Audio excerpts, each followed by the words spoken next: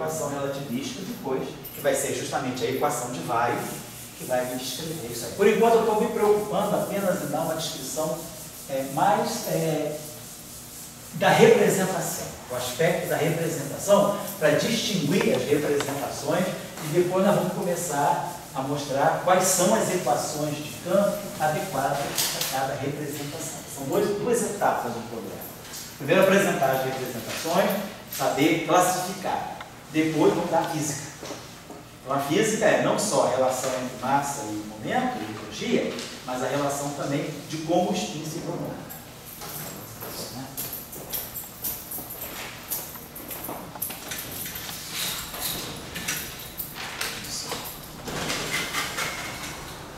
Tá legal. Então, a representação meio zero, a gente já estudou. Vamos agora para outra representação não trivial. J igual a zero.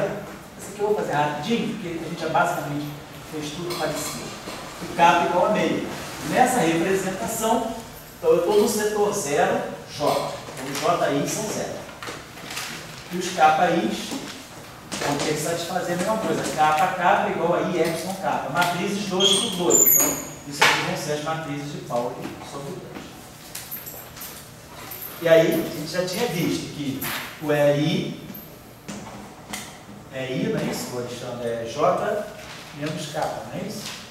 J menos K. Então vai ficar menos I, sigma I sobre 2. E os geradores das rotações é J mais K. Vai ficar igual a sigma I sobre 2. Então, do ponto de vista das rotações, a gente está vendo, os geradores são os mesmos, os sigmas são os mesmos. Então, as três rotações de SO3 não distinguem as duas famílias, as duas representações. Quer dizer, a representação 0,5,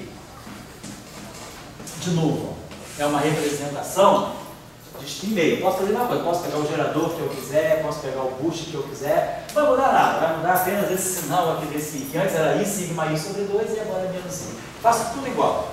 Posso tirar um boost ao longo do eixo que eu quiser, posso tirar uma rotação que eu quiser. O que importa é que esse objeto também é um spinor, porque tem esse sobre 2 aqui, e é isso que vai fazer o cosseno de θ sobre 2 e o seno de θ sobre 2 aparecerem na matriz de transformação. Então, esse objeto é um outro spinor que está numa outra representação. A pergunta que a gente se faz agora, eu tenho duas categorias de spinores. Eu tenho esse spinor aqui, que eu vou chamar, aqui que nós estamos chamando de psi alfa. Para distinguir essas duas representações, essa representação também é uma representação bidimensional, só que é uma representação com outros geradores. Os geradores vão ser diferentes, vai aparecer sempre isso aqui. Então, não são exatamente iguais. Do ponto de vista das rotações, são os mesmos, mas do ponto de vista dos boosts, não. Então, essa é uma outra representação. Então, vamos fazer o seguinte, vamos chamar de spinores psi e spinores chi. Só que esse índice é 1, 2, mas caracteriza essa representação. Eu estou numa outra representação. Então, eu vou usar os mesmos índices, mas com ponto. Essa notação é a notação de Van der Velde. Ele introduziu essa notação para trabalhar com os spinores nas duas representações. Esse alfa ponto vale 1 e 2, né? É a mesma coisa, eu podia botar alfa tio, eu poderia chamar isso de um mar que vale 1 e 2. É para distinguir as duas representações que a gente bota esse ponto. Né? Mas alfa ponto vale 1 e 2, não vale 1 ponto, 2 pontos não, tá? Alfa ponto é 1 e 2. Mas é só para dizer que quando eu estou com esse alfa ponto, eu estou falando dessa representação com esses geradores e não da outra representação com esses geradores. Então, agora a questão é, quem já estudou SO4 já viu que essa representação é equivalente a essa. Existe uma transformação, similaridade, que me leva a essa transformação. Eu posso reduzir as duas representações a uma só. Vamos ver se esse exercício vale no grupo do Lorentz. Lá no curso de teoria de grupos, lá no curso de teoria de grupos, nós já tínhamos visto, né, um procedimento para saber o que é uma representação e o que é uma representação complexa. Deixa eu botar isso aqui.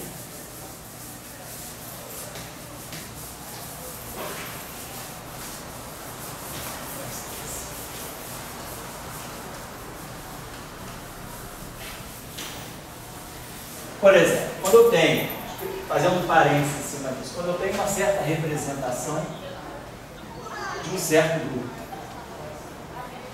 e aí eu tenho um vetor que se transforma sobre esse grupo numa certa representação. Então vamos dizer que essa representação aqui seja a representação, tenha os parâmetros da transformação, que eu vou chamar de parâmetros ômega, tem os geradores GA, e isso aqui é atuando no vetor. Então, um vetor de n dimensões, veja aí, esse aqui é o índice das componentes, isso aqui é o índice dos geradores, né? Então, isso aqui é exponencial de I, ômega A, GA, e J, VJ. Então, meus geradores têm índice de J. Como a gente viu aqui, por exemplo, tem os geradores aqui, sigma, mini, com índices alfa, beta, ou geradores sigma, mini, com índices alfa ponto, beta ponto. São geradores nessa representação, os geradores nessa representação. Como a gente já viu também pelo espaço das coordenadas, os geradores têm elementos de matriz kappa lambda. Que é aquele I, eta de mi kappa, eta de mi lambda, menos eta de mi lambda, eta de mi kappa. Então, a gente já conhece essa estrutura. Então, gerador com os índices da representação. Então, isso é o vetor nessa representação. Suponhamos que essa representação seja unitária e os geradores sejam hermitianos. Nós estamos falando de representação unitária com geradores hermitianos.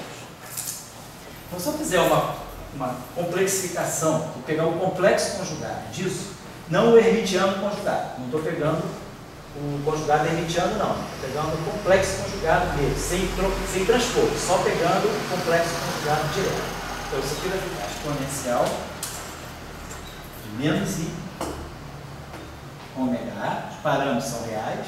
As matrizes podem ser complexas, então nós vamos pegar o GA estar e B estar. Lembre-se, não estou pegando o hermitiano conjugado, estou pegando o complexo conjugado só. Mas essas matrizes são hermitianas. Se elas são hermitianas, então eu sei que se eu transpuser essa equação, eu tenho que o GA estar é o GA transposto. Isso aqui é análogo, é uma consequência da hermeticidade dos geradores. Então tem essa relação. Então eu posso escrever esse GA estar como GA transposto. Isso vai ficar I menos I, ômega A, GA transposto, estar.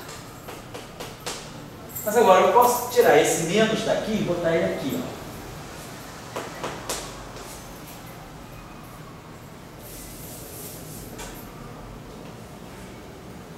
Tiro o menos daqui e jogo ele para dentro do gerador.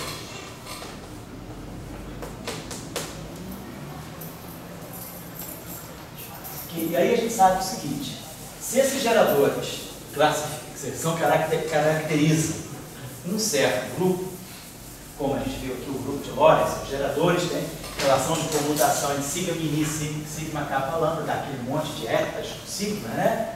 Se eu pegar a relação de um grupo de Lie em geral, né, a relação de comutação que caracteriza os geradores é essa aqui. O grupo de Lie compacto sigma, ABC de C.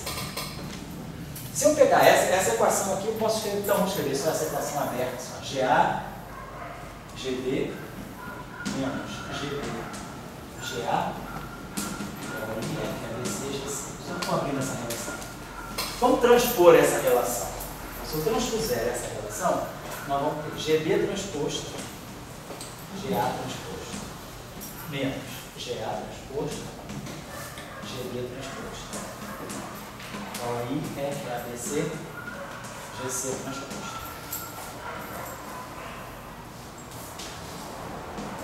Então essa relação aqui fica menos, não posso escrever assim, GA transposto, GB transposto, igual a menos, posso botar I, F, A, B, C, vamos dizer, menos GC transposto. Só trouxe o menos para dentro. Agora, nada me impede de botar um menos aqui e um menos aqui.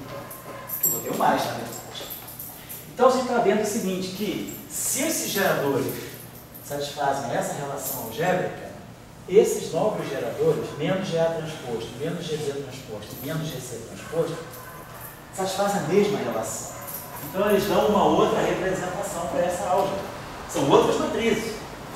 Se eu pego matrizes e transformo toda essa base de matrizes, eu vou ter uma nova base. Podem ser linearmente independentes. Então, em princípio, eu estou construindo, quer dizer, as matrizes menos GA transposto, elas formam uma outra representação para esse grupo. E é justamente que representação é essa? É a representação feita num espaço vetorial, que é o complexo conjugado do espaço vetorial onde eu faço essa representação. Essa representação é caracterizada por esses vetores com essas matrizes. Essa representação que a gente chama de R star, ela é caracterizada por esses vetores com essas novas matrizes. E aí a pergunta, qual é a relação entre essa representação, os menos GA transposto, e essa representação? Então o que eu estou dizendo é o seguinte, deixa eu apagar isso aqui. Se existir uma relação tal, se existir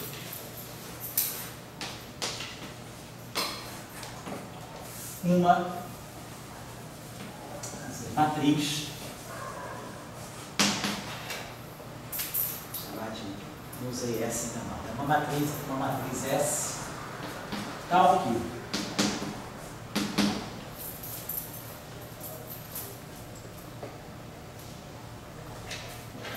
S atuando em menos GA transposto. S menos 1 igual a GA. Então, se houver uma matriz S constante, mesma matriz que para todos os geradores satisfaz essa relação, qual é a consequência imediata disso? Vamos pegar essa relação aqui, ó. V star igual a exponencial de 1 ômega A menos GA transposto V star. Se eu multiplico essa relação aqui por S, eu multiplico essa relação aqui por S. E aqui eu boto um S menos 1, e aqui eu boto um S. A identidade aqui. Isso aqui a gente sabe. S exponencial de uma matriz S menos 1, isso aqui eu posso escrever como exponencial de ômega A S menos GA transposto S menos 1. Uma transformação de similaridade assim feita no exponencial, a gente pode jogar tudo para cá, porque pelas funções sérias de ver que isso é imediato, esse resultado. Então, se houver essa matriz, isso aqui dá o GA. Se houver, esse A, se houver essa matriz, isso dá o GA. Então, esse S sai daqui, porque ele subiu para cá, esse S menos 1 também subiu para cá, se combinou com isso aqui, deu GA. Então, isso está mostrando o quê? Que esse objeto e esse objeto se transformam na mesma representação que esse objeto aqui.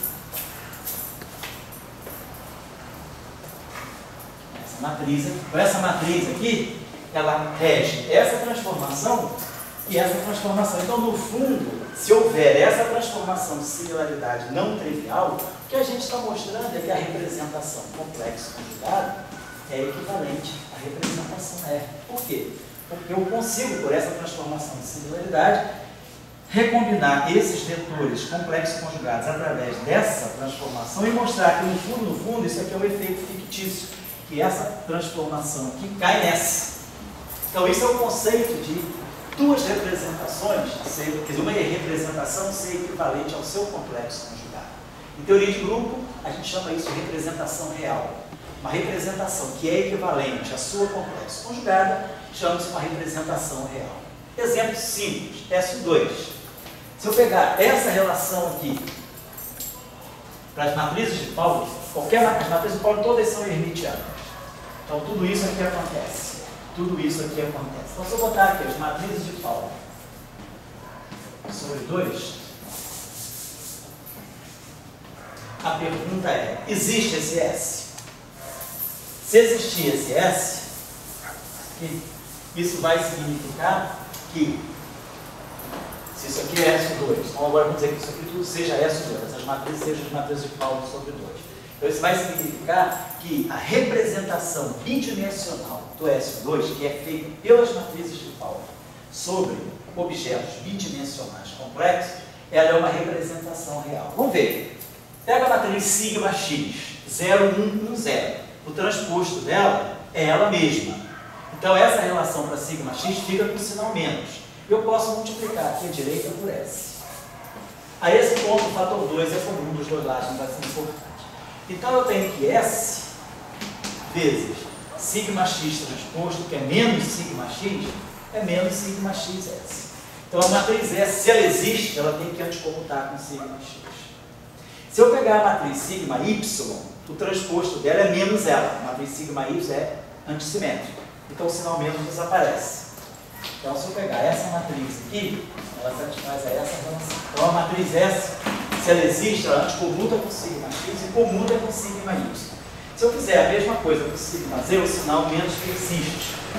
Então eu tenho S sigma z igual a menos sigma zs. Então, qual é a matriz que comuta com sigma y e anticomuta com sigma x e com sigma z? Qualquer matriz proporcional sigma y satisfaz a essa relação.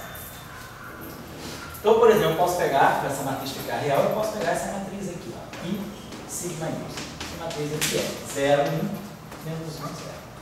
Então, isso significa que, se eu pegar, se eu tiver essa relação aqui, V' estar igual ao exponencial de I, aí vamos lá, para S2, θ, e geralmente S2 representa assim, sigma sobre 2 V estar. Como agora, quer dizer, essa é a minha representação de S2. O que é S2? Então, S2 está, essa representação está, seria esse exponencial de menos I, ângulo real, esse versor aqui no espaço real. As matrizes aqui ficaram complexo conjugado, pela condição de ermiticidade, aqui vão ser as matrizes transpostas sobre 2. Okay.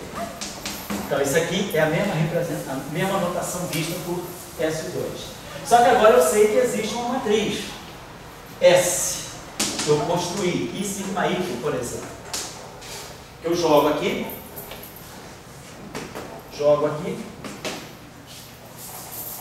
boto a identidade aqui, e eu sei que isso aqui me traz de volta para isso aqui.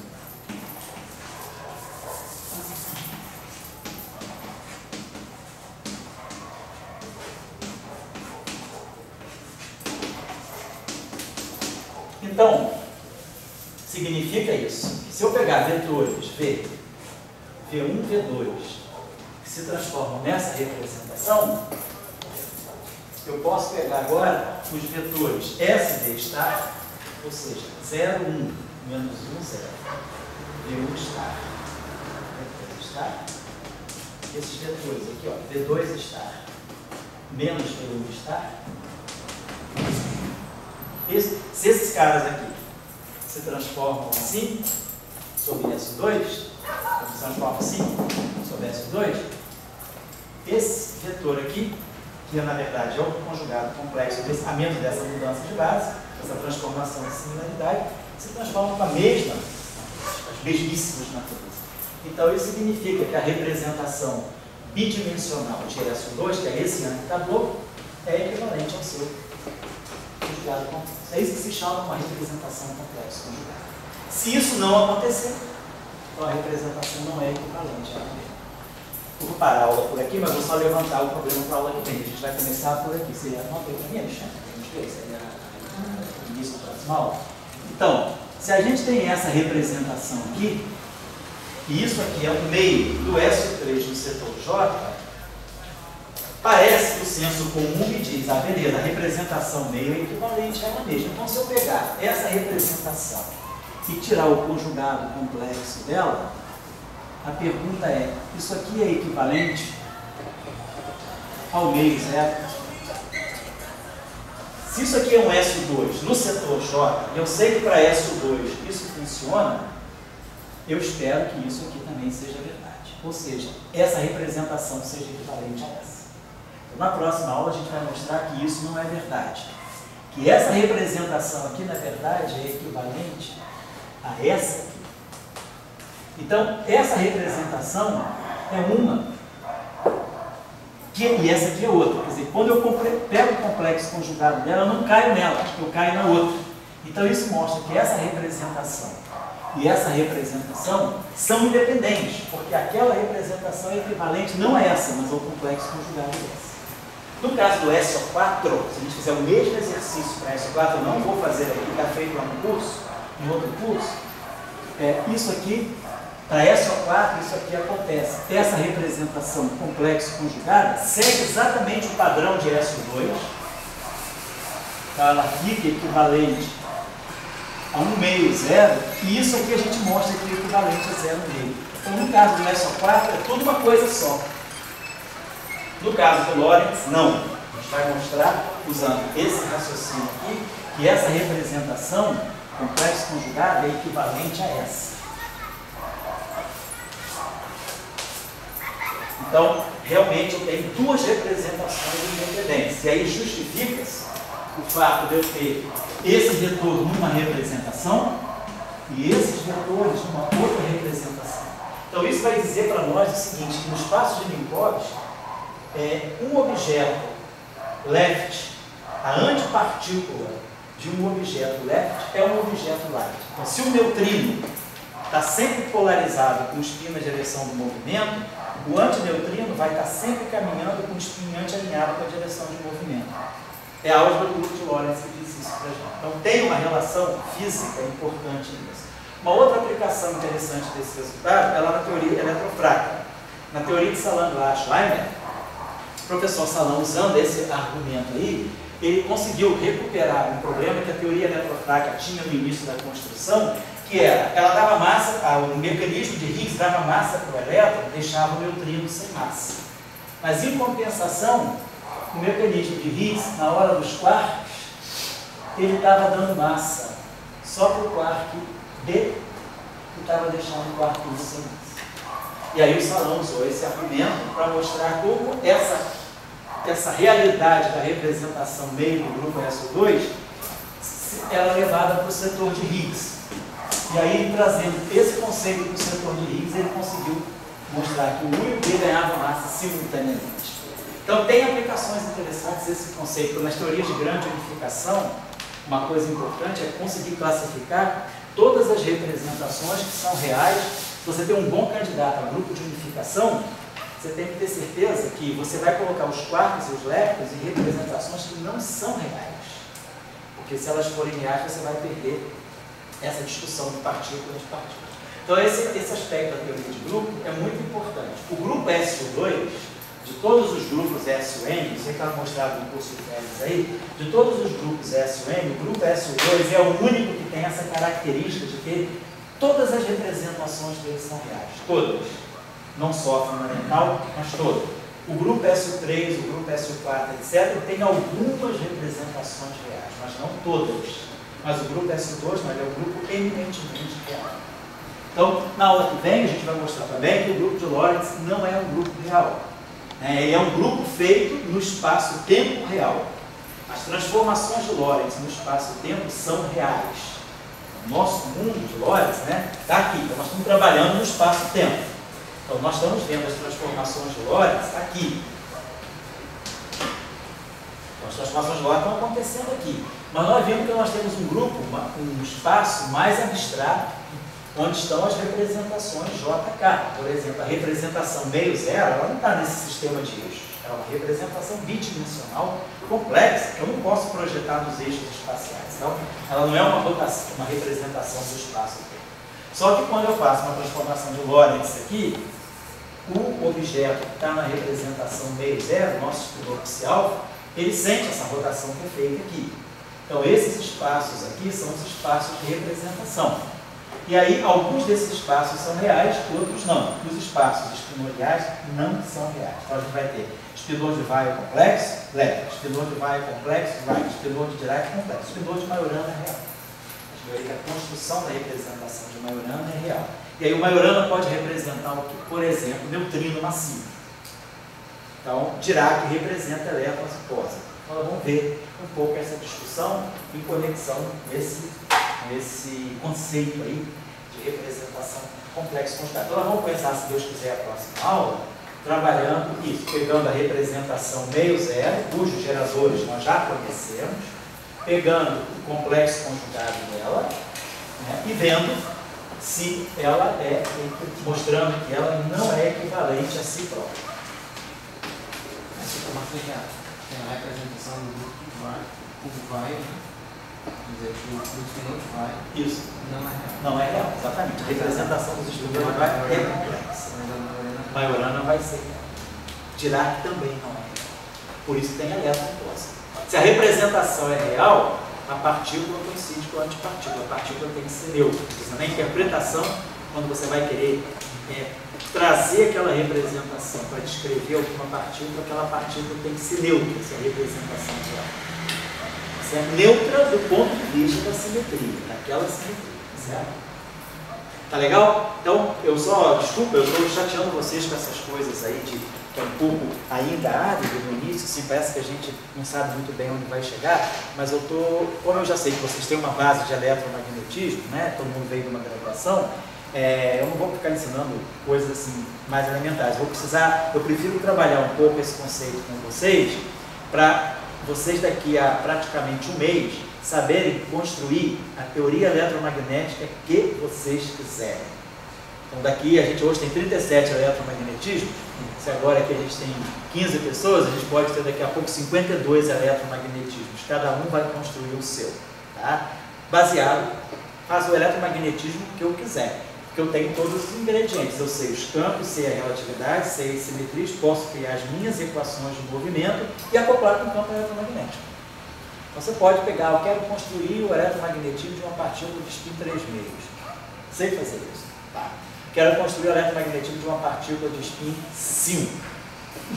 Sei fazer isso. Só que se a sua partícula é elementar, porque o resultado vai ser inconsistente. Nós não sabemos ainda construir interações eletromagnéticas para objetos carregados com spin elementares, objetos elementares, tá? Para spin maior do que 2. Nosso conhecimento para no spin 2. Tá? Mas vocês vão entender por quê. Quais são os problemas que estão envolvidos. Tá bom? Então, vou deixar uma tarefa, né? Para terminar a aula, hoje não teve tarefa, né? Vou deixar uma tarefa para terminar.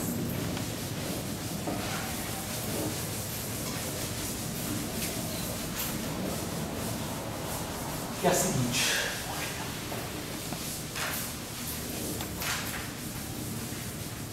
Pegando o grupo agora é do Orton, né? O SO13. Então, a tarefa é a seguinte. Onde eu pego um campo que tem esses índices aqui. Um campo que tem o índice T, Mi, alfa, beta ponto. Então, esse campo tem um índice, esse índice aqui é espaço-tempo, como xmi, esse índice aqui é espaço-tempo como xmi, esse índice aqui está na representação meio zero, e esse índice aqui está na representação zero meio.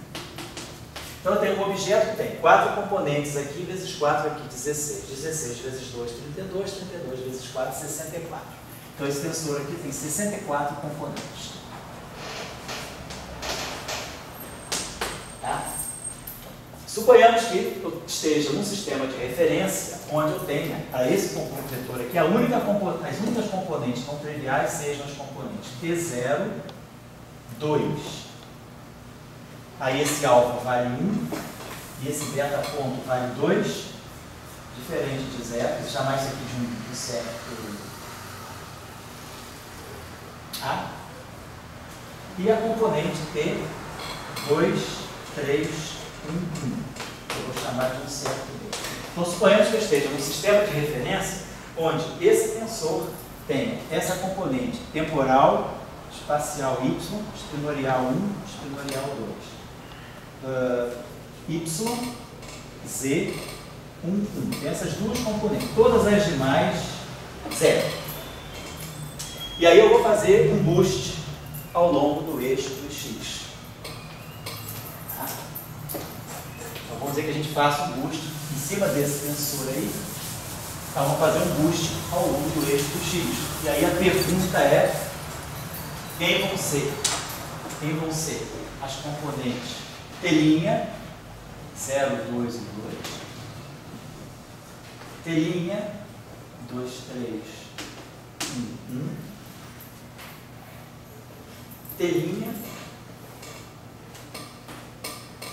0, 0, 1, 2. T', 0, 1, 2, 2.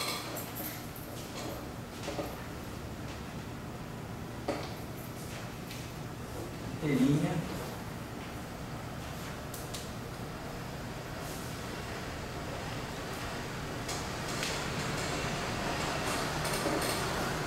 2, 1.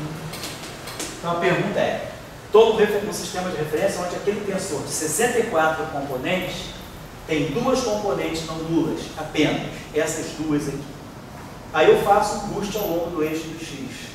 O novo observador, isso aqui é no referencial do laboratório, isso aqui é no referencial da partícula. Então eu tenho um tensor que está andando, estou num sistema, esse sistema é descrito por um tensor que está em movimento. Então, no meu referencial de repouso, no referencial de repouso, no referencial próprio, eu tenho essas componentes. Mas esse objeto aqui é boostado com velocidade v ao longo do eixo do X.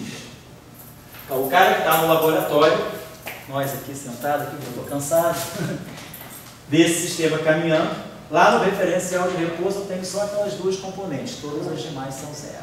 Aqui no referencial de repouso, eu vou ver outras componentes, o movimento relativo vai fazer com que apareçam outras componentes, e as que existem lá podem ser modificadas. Então a minha pergunta é, no referencial do laboratório, quem são essas componentes? E aí agora, pensar aqui o seguinte, esse objeto tem índice mini, alfa, beta, ponto. Então, esse cara aqui está na representação meio zero. E esse cara aqui, nós já vimos, está na representação zero. Então, esse cara aqui tem x meio, esse cara aqui tem x meio. Então, eu gostaria que vocês... esse objeto aqui não, tá? Vamos dizer assim, tá? Aqui é 4 vezes 4, 16. Então, o que eu gostaria que vocês fizessem é que, vocês já têm conceito para isso, que vocês extraíssem desse tensor as suas componentes irredutíveis.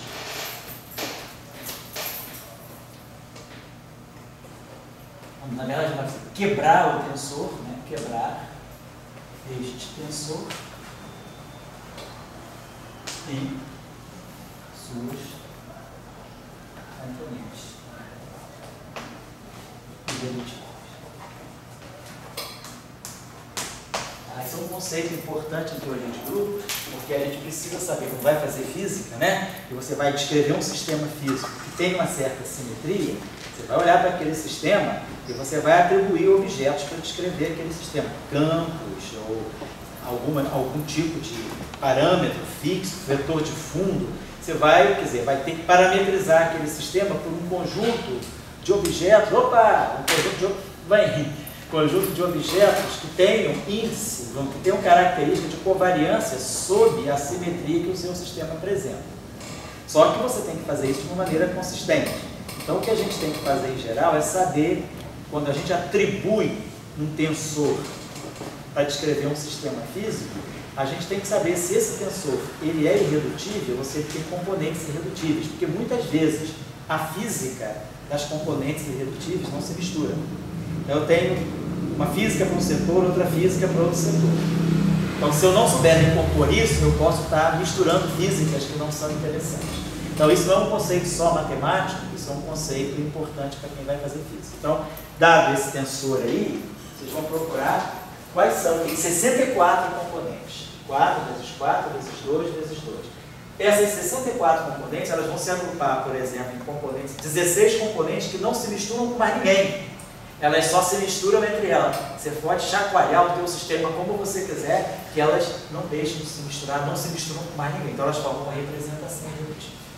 De repente tem um outro conjunto aí de 48 componentes que elas só se misturam entre si. Qualquer tipo de transformação de Lorentz, elas não saem de si próprias. Elas não se misturam com as outras 16. Então, isso é um conceito de componentes irredutíveis. São aquelas componentes que, agrupadas, não se misturam com outros grupos.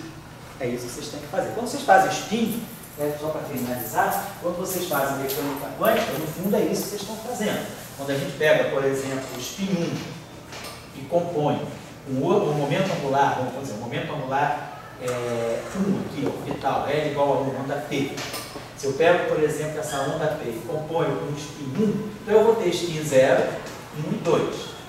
Claro, isso aqui, ó, 1 vezes 1, essa representação tem dimensão 3, essa representação tem dimensão 3. Então isso aqui é um tensor TIJ, que tem 9 componentes.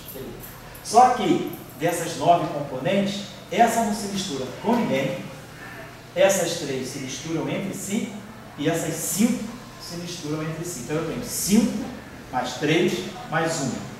2S mais 1 é 1, 2S mais 1 é 3, 2S mais 1 é 5. Então, essas 9 componentes, elas se quebram num grupo de uma que tem spin 0, 3 que tem spin 1 e 5 que tem spin 2. Então, o spin 0, o spin 1 e o spin 2 não se misturam desse modo. Então, é preciso saber extrair de um tensor as suas componentes irredutíveis. Então, esse exercício aqui que vocês sabem fazer lá na mecânica quântica, né, lá no spin S2, vocês vão fazer aqui só que por último. Quebrar esse tensor em componentes que não se misturam, como a gente fez ali. 9 é 1 mais 3 mais 5. Aqui, 64 é igual a quê? Tal, mais tal, mais tal, mais tal. Isso que vocês vão ter que fazer, certo? Então, esse aqui é o objetivo da tarefa, para treinar vocês nesse tipo de exercício, que é importante também. Bom, então, por hoje é só.